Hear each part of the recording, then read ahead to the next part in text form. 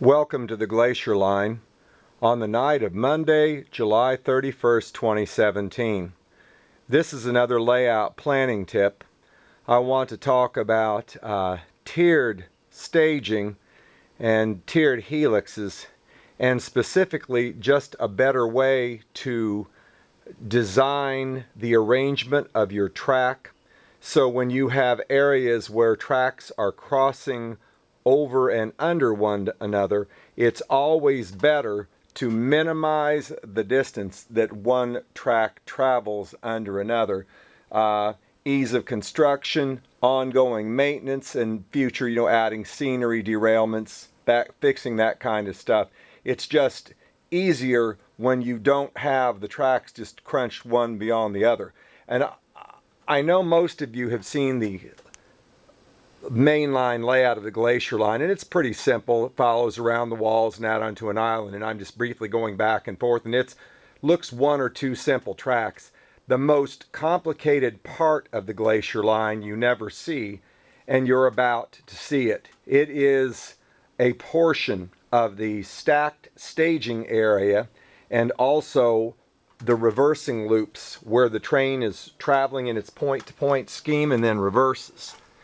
And it's really kind of hard to take this in, because what you will see here, the crew and I jokingly describe as the Coney Island roller coaster. Nothing in Montana looks like this. But what I wanted everyone to take a close look at was what you're looking at down here is not a helix.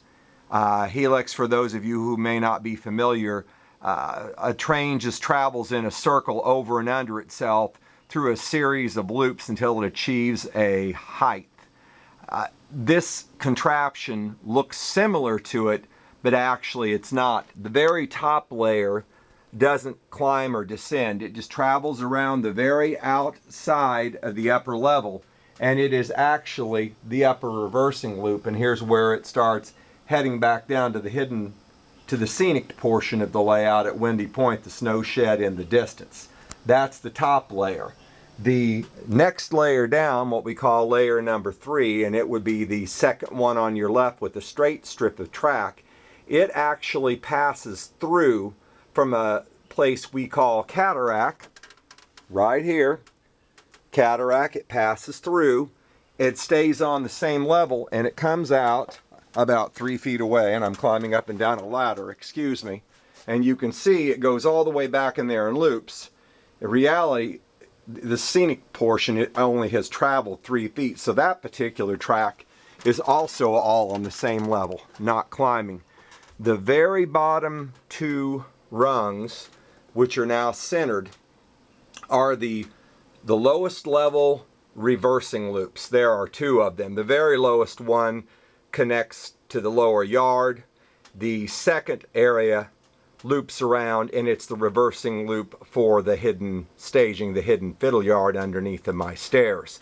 But the most important thing I want you to see on this could easily be a helix, and the advantage of doing a tiered helix versus a standard one, in a tiered helix, the tracks are not directly over and under each other.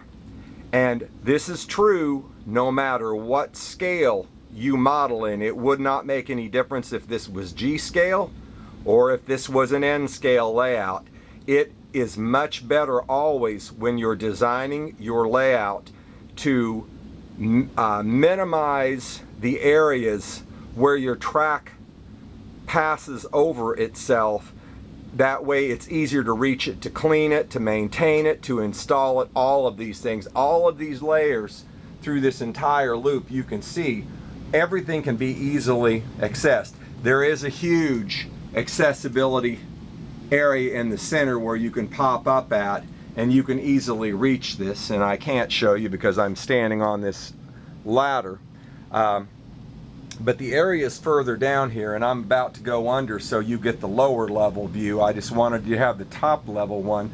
But just notice the areas where you can see where the tracks do pass over and under one another. It's not very far at all until the track is exposed on either side. So it's incredibly easy to reach and get through.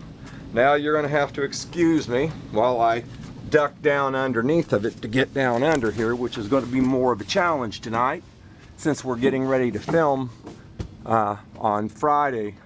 Professional crew is coming over and filming again, and here we can see this again. You can see from this level, this is the very lowest reversing loop, and it goes into that far tunnel down there. That is the back of the backdrop of Monaco, where the trains can circle. And of course, here's the entire staging yard underneath. And there's a good separation here, because from where the ceiling is here to where the wood is, it's approximately 20 inches. So it makes it incredibly easy to access all these tracks, to clean them, to pull the cars on and off of them, etc. And even underneath here on the main, you can see there's a track right here. This passes underneath. The part that's actually covered is probably no more than a foot or 2 feet. I mean, all of these tracks are situated, and I'm not sure how this looks on this particular video, but I'm trying to give you guys a really good idea of the tiers. The tiers are all separated by approximately 7 to 7.5 inches. That's clearance for O scale. Of course, for the HO guys, you wouldn't need to go probably more than like approximately 5 inches. I know that's tall, but I always like to build in that extra clearance, because you just never know in the future when you're going to just buy that one special car that's extra tall. And when you're building a complex track like this series of track work you're actually looking at, it is both ends of the main line and a track that's actually passing through it. These tracks are approximately anywhere between 6 feet diameter circles to 8 feet diameter circles, which, needless to say, eats up a huge volume of room. But a smart way to do it to maximize your space, even inside of a basement, is to actually stack them. And as you can see, the trains are staged on there are 2 staging loops on that end of the upper level. Further down here, and it's going to be impossible for me to reach where I am. In fact, I'll climb back out, so excuse me again so you can see the other end. I want you to see, going under the layout here, here's the other end away. As you can see, here's the loops where we just were. When you go down here, this is also, there are 2 hidden staging loops. It's disguised as a refinery, but actually this is a huge area as well, with 8-foot and 7-foot curves wrapping around here, and it's just disguised so you can't see the loops. But again, the point to all of this is when you design your track work, try your best to minimize the areas where you will have track passing over and under other sections of track, and give yourself plenty of space so that no matter where you are, no matter where you have to reach, everything is very easily accessible, because you'll be happy that you did.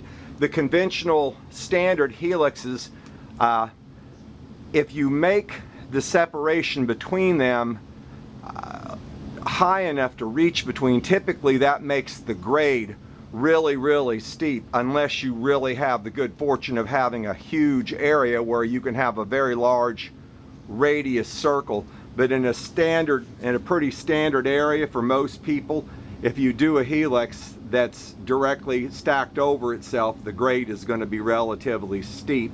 But as we all know, that's the one of the many concessions you have to make when you're a model railroader. Compromise is always there, because none of us will ever have enough space. But anyway, that's it tonight. I just wanted to share that as food for thought for the future, in a future design or a track arrangement. Just minimize the places where tracks pass over and under one another, just to make it easier for you to revise, clean, maintenance in the future, that kind of thing. Everybody have a good night, and we'll see you on the Glacier Line in the future.